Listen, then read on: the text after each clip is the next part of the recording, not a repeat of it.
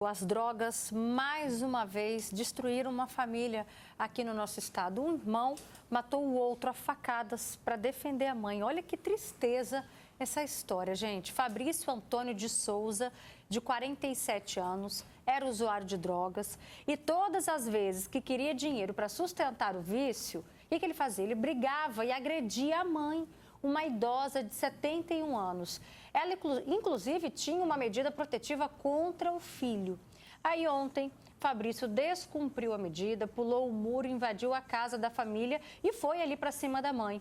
O irmão, gente, na tentativa de defendê-la, pegou uma faca e acabou ferindo o Fabrício, que não resistiu e morreu. A nossa equipe conversou com um vizinho da família e ele contou que o homem que matou o irmão já havia sido ameaçado por ele. Ele conversou comigo antes, assim, alguns dias, na situação que ele estava apreensivo e tudo com a situação, o irmão dele ameaçou de morte, tudo, mas que ele jamais pretendia fazer qualquer coisa com o irmão. Tanto que ele pediu a medida protetiva justamente para o irmão sair e não haver mais esse embate entre eles, o irmão estaria fora. O morador ele nunca causou transtorno, porque ele nunca se envolveu com o morador. Porque o transtorno que ele causava era para a família dele mesmo. A mãe, com o irmão, estava sempre tendo problemas seríssimos, por vezes até de ter que separar, porque senão ele avançava na mãe, avançava nesse irmão. E agora mostra exatamente o poder devastador das drogas. Imagina a dor dessa família, imagine a dor desse homem que teve que escolher entre a vida da mãe e do irmão. A polícia entendeu esse caso como legítima defesa e ele foi solto. E a gente vai debater esse assunto agora aqui no nosso estúdio. Eu recebo o advogado, Dr. Flávio Fabiano, muito obrigada pela sua participação. Gisele Martins, muito obrigada também pela sua presença, ela é psicóloga. E hoje a gente também recebe aqui o Fabiano, que já viveu um pouco desse conflito, dessa violência, dessa agressividade que as drogas traz para a vida do ser humano. Entende bem desse assunto, né, Fabiano? Como você ressaltou, né, é um efeito devastador, ao qual eu já fui um desses, né, passei por isso. E hoje, como eu estou ajudando a tratar pessoas que também estão passando por esse processo, né? A que nível de violência você chegou a praticar com as pessoas da sua família? Eu logo, quando eu me casei, eu espancava muito a minha esposa, eu chegava drogado em casa, espancava muito a minha esposa. E depois de um certo período, até disparei uma arma de fogo contra o meu próprio irmão. Contra o irmão? É.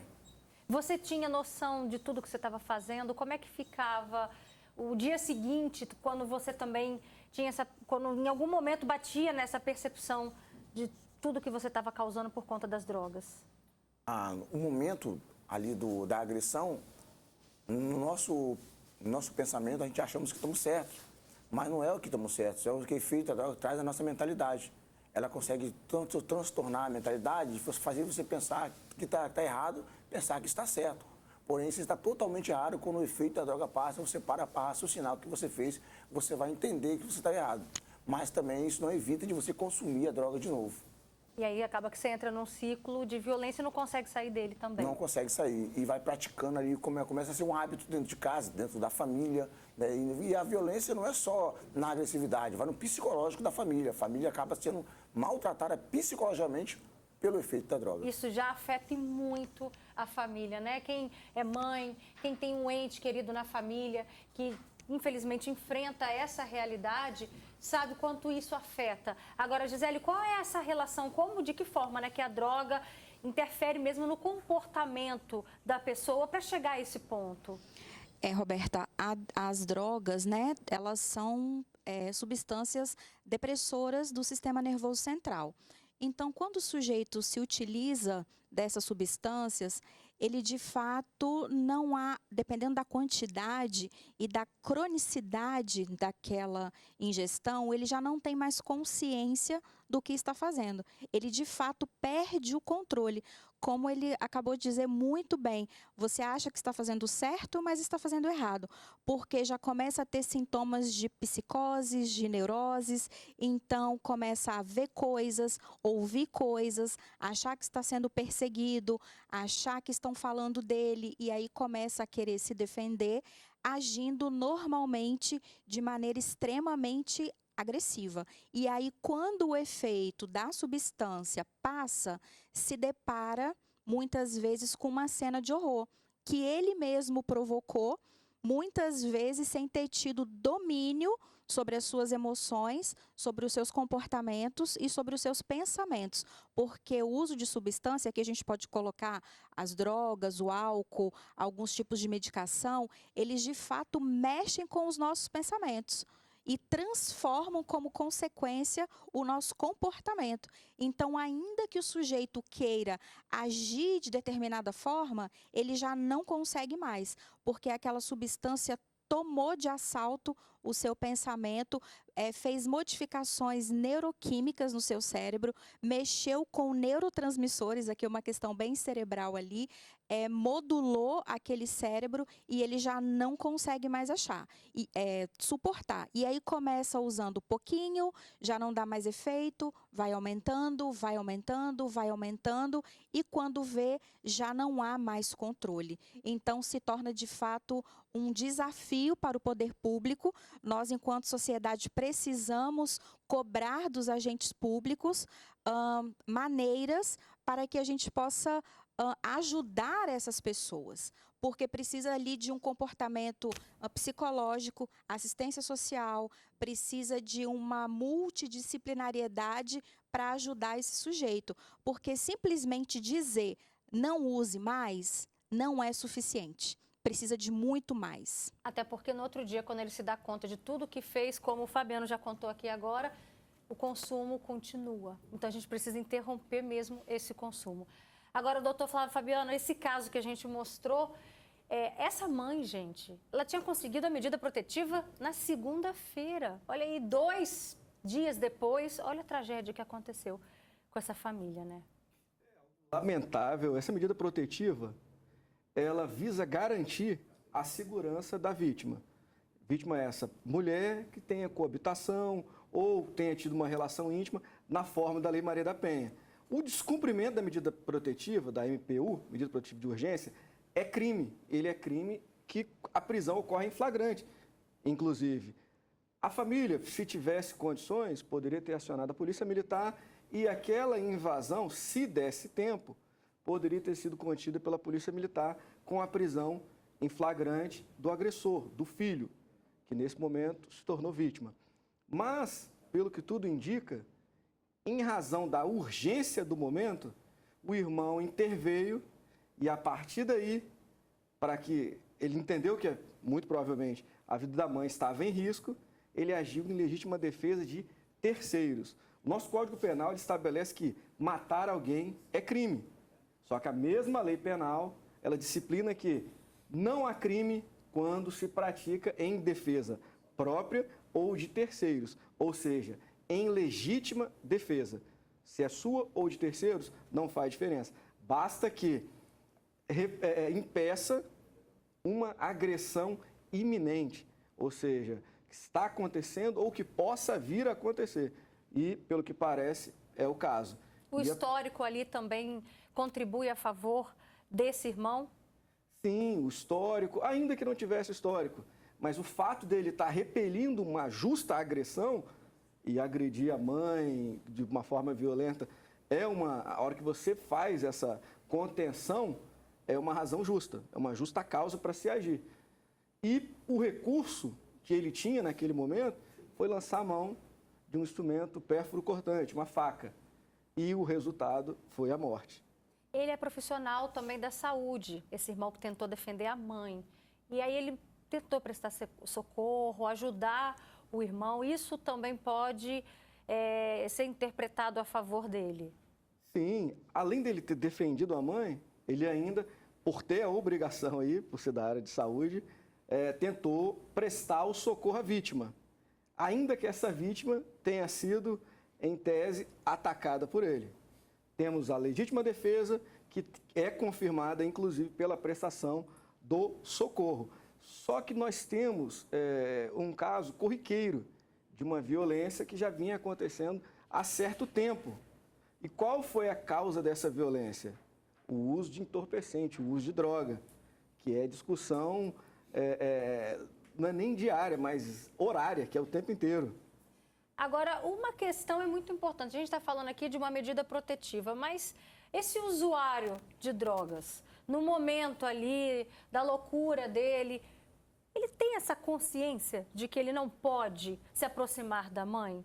Ele vai perder essa consciência, né? Será que existem outras formas que a gente precisa pensar, que o Estado precisa pensar, de proteger essas pessoas que sofrem com outros, né, integrantes da família que fazem esse uso de droga? Porque ele perde essa noção, não perde, Gisele? Perde. Dependendo da quantidade que foi ingerida da substância, perde completamente. Não é uma questão para justificar. Isso não é motivo algum para justificar usar como pano de fundo esse tipo de agressão. Não pode, óbvio. Mas, de fato, dependendo dessa quantidade, realmente se perde completamente o juízo. Ele não consegue mais dominar as suas emoções. E, como consequência, não consegue dominar os comportamentos. E aí, quando vê, já fez o que não devia e aí já não consegue mais consertar.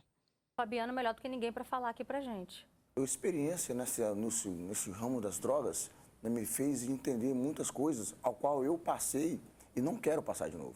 Coisas que já fiz e não quero fazer de novo. Então, a comunidade terapêutica, Projeto Mais Um, que tem o pastor Márcio da Vitória, que é um presidente, eu sou o pastor e diretor lá, nós não tratamos só o usuário de droga, nós tratamos também a família, nós tratamos os dois lados. Nós fazemos os dois tratamentos, com o usuário e com a família.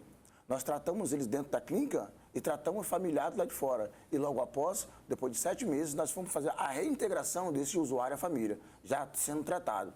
Por que isso é necessário? É necessário que a família comece a entender que ele também está sendo moldado para estar voltando. E a família está recebendo esse aluno de volta. Até porque a família também precisa muito desse suporte. Não é fácil encarar esse momento, né? E olha, esse é o segundo caso que a gente mostra só essa semana de idosas que foram agredidas pelos filhos por conta de dinheiro para comprar drogas. Em Rosa da Penha, Cariacica, uma idosa de 77 anos ficou ferida durante um surto da filha, que é usuária de drogas e queria dinheiro para bancar o vício. Inclusive, essa senhora, gente, ela recebe uma pensão pela morte do marido e não vê a cor do dinheiro. A filha, segundo ela, fica com tudo. Dessa vez, essa mulher só conseguiu escapar de uma situação ainda mais grave porque os vizinhos ajudaram, emprestaram socorro. Mas, pelo corpo dessa senhora, a gente viu ali, né, que ficaram as marcas da agressão. E aí, doutor Flávio Fabiano, a gente volta naquele ponto que eu acabei de falar. Medida protetiva, ok, é uma ferramenta muito importante para esses casos. Mas o que mais precisa ser feito para a gente proteger? E a gente está falando de mães que não perdem a esperança e que lutam até o último segundo para salvar aquela pessoa que ela mais ama, que a gente está falando dos filhos. O que mais precisaria ter para defender essas idosas, principalmente os idosos? Antes de responder, eu quero fazer um destaque. O uso voluntário de drogas, de entorpecente, de álcool, não é excludente de qualquer estúdio. Ou seja, alguém que praticou um crime e justificou pelo uso de drogas, isso não tem qualquer amparo legal. O único amparo que se tem é quando há uma embriaguez, um uso involuntário, alguém que é drogado, que é embriagado por terceiros, que forçam, Boa Noite Cinderela, por exemplo, ocorrem muitos casos de caminhoneiros que são amarrados, embriagados, e ali são casos involuntários. Mas para esse caso, a proteção, a pessoa que está com o ente nessas condições, a maior demonstração de amor que se pode dar é buscar o tratamento dessa pessoa. E não ficar, em muitos casos, quase que aceitando ser vítima dessas pessoas. E o Estado, pelo Poder Judiciário e pelo próprio Poder Executivo, oferecem caminhos para isso. As famílias que estão com vítimas que nessas condições podem ou contratar um advogado particular, se dirigir ao Ministério Público, à Defensoria Pública, buscando a internação compulsória dessas pessoas. Por que compulsória? Porque ela é involuntária, demonstrando que aquela pessoa está fora de si, que ela está perdendo a capacidade de agir, que está praticando crimes, que ela não tem mais discernimento e que ela representa um mal para si e para a sociedade, que ela seja afastada do seio social e vá para o tratamento, contra a vontade dela, porque é notório que aqueles que se utilizam de entorpecente ou excesso de bebida, eles não querem, em muitos casos, sair da família. Agora, o triste é que para conseguir essa internação compulsória é apenas o pai ou a mãe, né, para fazer esse pedido. Porque, imagina, uma idosa de 71 anos, de 77 anos, foram os 2 casos que a gente mostrou agora. Como que uma senhora tem forças, como é que ela tem, sabe, até mesmo força física e mental, coitada, para ela conseguir fazer isso? Então, acho que deveriam ser revistas essas questões para que talvez outros integrantes da família conseguissem ter acesso a esse pedido de internação compulsória, né? E a gente sabe que a violência que a droga gera só piora com o tempo, se esse usuário não receber ajuda. A Emily mandou um vídeo pra gente relatando a história do irmão dela. Olha só. Por causar vários transtornos, como, por exemplo, ele já atirou fogo na casa dele, já agrediu a esposa, já agrediu meu tio diretamente, minha mãe, a mim. Eu já tive que sair de casa já por conta deles. Meus sobrinhos foram muito... Ele tem 2 filhos, né? Meus sobrinhos foram muito afetados com isso também. E assim, ele já quebrou todas as janelas lá da minha casa, no acesso de raiva, e a gente passa tanta coisa, sabe? Então, assim, a justiça é muito enrolada. Ele já foi internado algumas vezes lá no Adalto, no antigo Adalto, né, que hoje tem o outro nome que eu acabei esquecendo agora, mas ele ficou lá, mas é coisa de um dia e já no outro já liberava. Temos estado até hoje com esse processo na justiça de internação compulsória para ele, e aí recentemente minha mãe recebeu uma resposta da defensoria pedindo para anexar mais documentos. Ela já tinha histórico de todas as vezes que ele deu entrada no hospital psiquiátrico, todas as vezes que ele foi para reabilitação pelo CAPS e voltou, porque lá é por livre e espontânea vontade. Então, quando a pessoa falar que não quer mais, ela pode sair.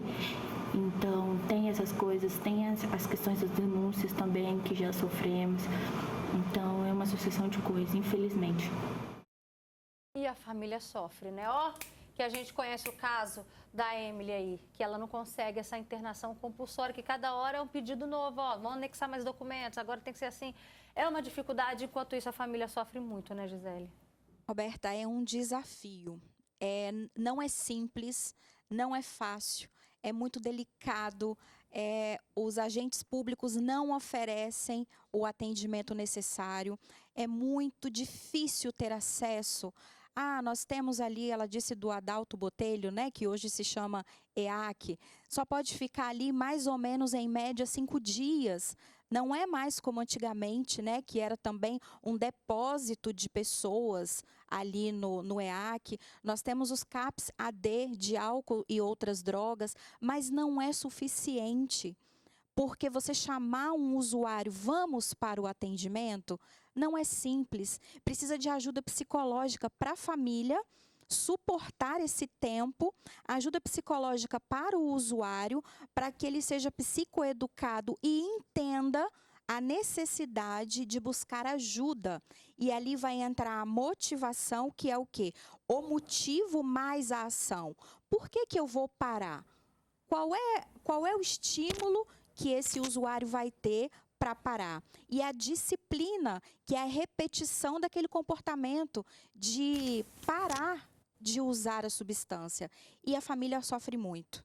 Os pais, os irmãos, porque já não sabem onde buscar. Eu costumo dizer, né? Você não tem um comprimido que a pessoa tome que vai ajudar a eliminar o vício. Não tem. É muito psicológico, é muita conversa, é muita psicoeducação, é muito ajuda no diálogo para que aquela pessoa seja convencida de maneira consciente de que ela precisa de ajuda, que do jeito que ela está, ela não vai muito longe.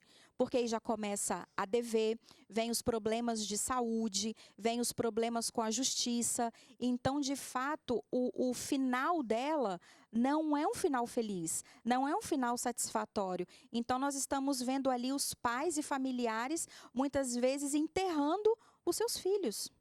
Olha só, aqui no nosso Facebook, as pessoas estão solidárias com o sentimento dessa mãe, né? Porque você imagina, chega um momento da vida que você mais precisa o que descansar, né? Trabalhou tanto, cuidou tanto dos filhos, mas não. A preocupação parece que nunca acaba. Tem aqui o comentário, os comentários vão subindo. A Maricilda Borges fala, é desesperador, a família toda sofre com isso. Agredir a própria mãe que deu a vida pelo filho e sempre quer o melhor para ele.